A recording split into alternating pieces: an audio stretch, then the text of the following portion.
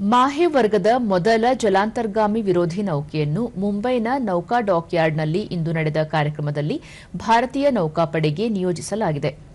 ಸೇನಾ ಮುಖ್ಯಸ್ಥ ಜನರಲ್ ಉಪೇಂದ್ರ ದ್ವಿವೇದಿ ಸಮಾರಂಭದ ಅಧ್ಯಕ್ಷತೆ ವಹಿಸಿ ಭಾರತದ ಸಶಸ್ತ್ರ ಪಡೆಗಳ ನೈಜ ಸಾಮರ್ಥ್ಯ ಪರಸ್ಪರ ಸಹಯೋಗದಲ್ಲಿ ಕಾರ್ಯನಿರ್ವಹಿಸುವ ಹೊಂದಾಣಿಕೆಯಲ್ಲಿ ಅಡಗಿದೆ.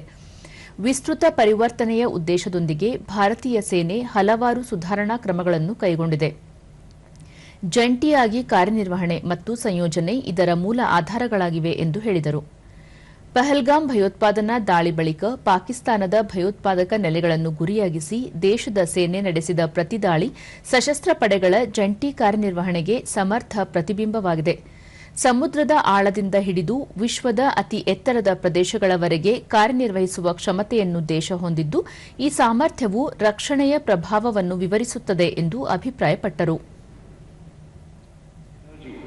The sea, land and the skies from a single continuum of national security. And together the Army, Navy and Air Force form the trinity of India's strategic strength.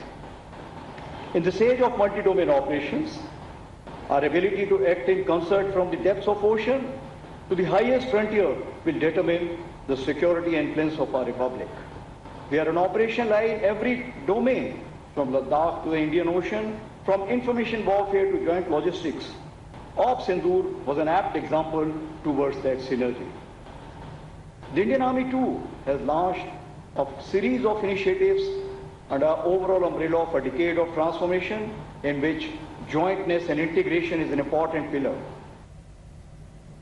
ಬಳಿಕ ಅವರು ಐಎನ್ಎಸ್ ಮಾಹೆ ಯುದ್ಧ ನೌಕೆಯ ವೀಕ್ಷಣೆ ನಡೆಸಿದರು.